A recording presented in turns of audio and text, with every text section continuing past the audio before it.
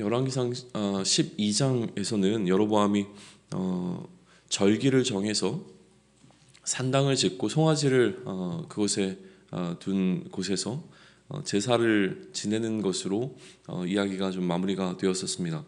그처럼 자신이 세운 금송아지의 사람들이 이제 와서 절기를 지키도록 새로운 이제 규정을 제정했던 이 여로보암의 통치, 그 당시에 이제 하나님의 사람이 유다로부터 이 산당이 있었던 베델로 파송이 되어지게 됩니다.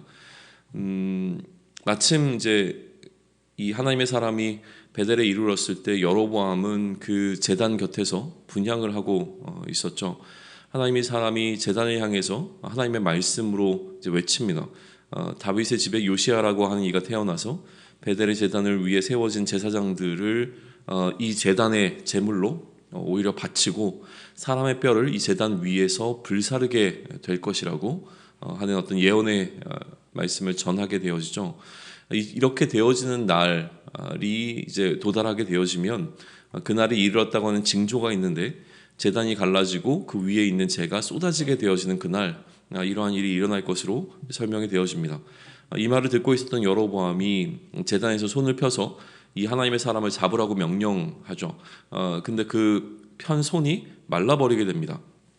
그리고 징조라고 이야기했던 제단이 갈라지고 재가 제단에서 쏟아지는 그 일이 바로 일어나게 되어집니다. 요시아가 오는 그때와 지금 이 제단이 갈라지는 이 시점에 꽤 많은 사실은 이 연도, 그러니까 시간이 좀 흘러야 되긴 하는데 그래도 징조는 바로 지금 일어나고 있는 것이죠. 그러니까 그 날이 이미 일어났음에 대한 그 느낌으로 이렇게 지금 이야기가 전개가 되고 있습니다.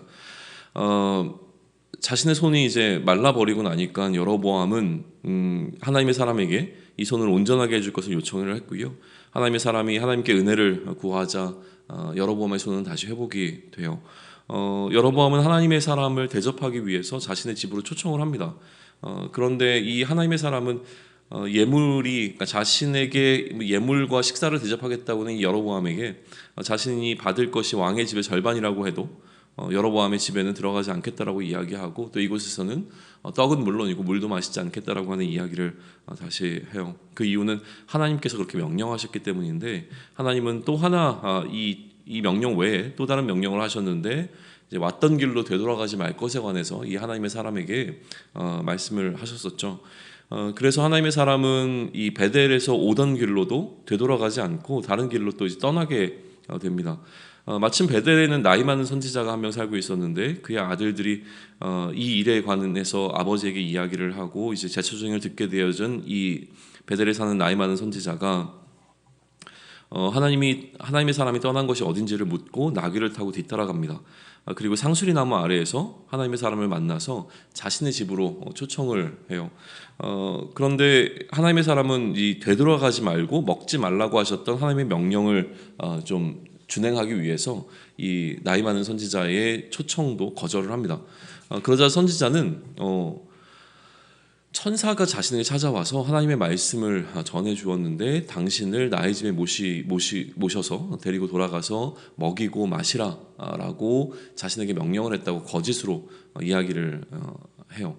그러나 하나님의 사람은 이 선지자와 함께 그래서 이제 하나님의 사람은 이 하나님의 천사가 이 선지자에게 찾아와서 이렇게 이야기를 했다고 하니 거기에 이제 소위 말하면 속아 넘어가서 선지자와 함께 돌아가서 먹고 마시죠. 그러니까 하나님이 하지 말라고 했던 그 명령을 어기게 되어집니다.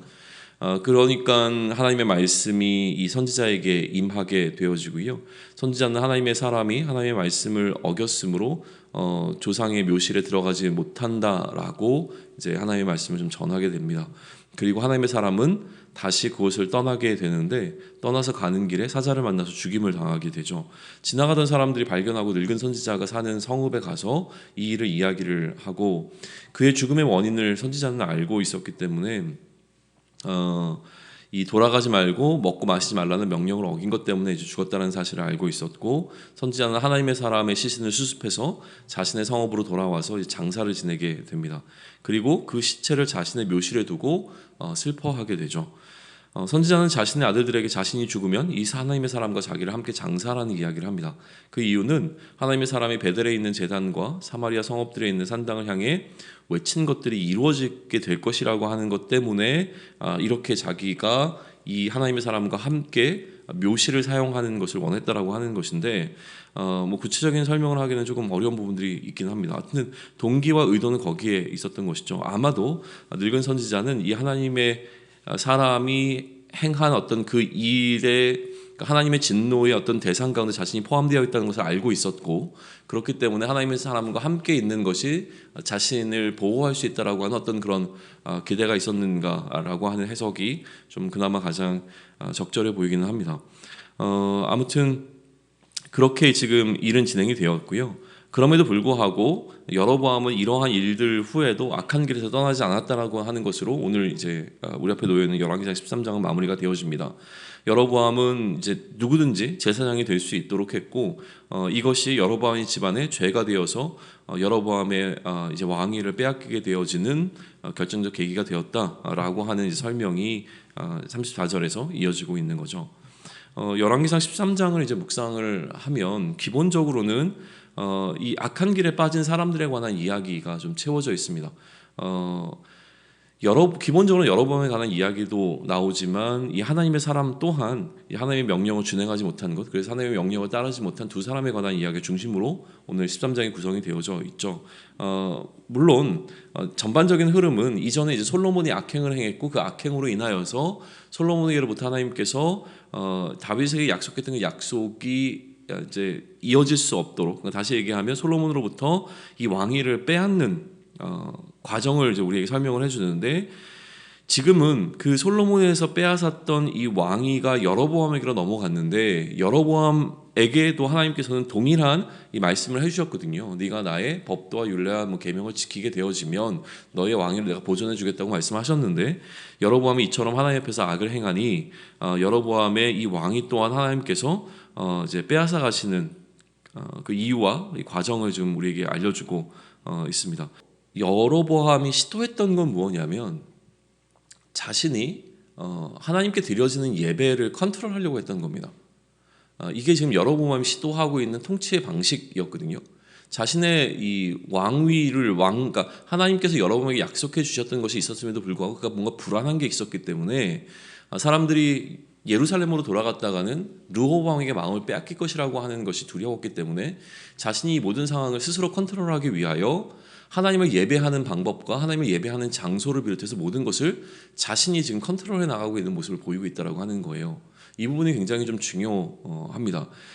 그래서 하나님께서 그 다음에 이 여로보암에게 행하신 일은 무엇이냐면, 여로보암이 어떠한 방식으로 하나님을 예배하는 방법이나 이런 것들을 제정해서 컨트롤하려고 했을 때 이 여로보암의 통치 아래 하나님이 들어가신다는 게 아님을 이제 보여주는 사건인 거죠.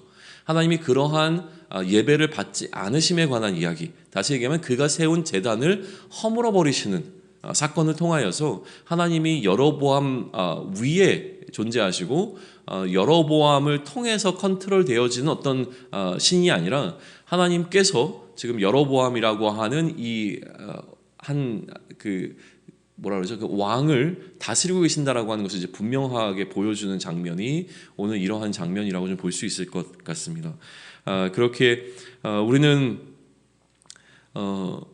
여러분과 동일한 죄를 범하지 않기 위하여 사실은 이러한 것을 좀 고민해 보면 좋겠는데요. 무언가 내가 나의 입맛에 맞춰서 하나님을 섬기고 나의 뜻대로 하나님 앞에 나의 신앙생활을 해나가게 되어지는 잘못을 범할 때가 있죠.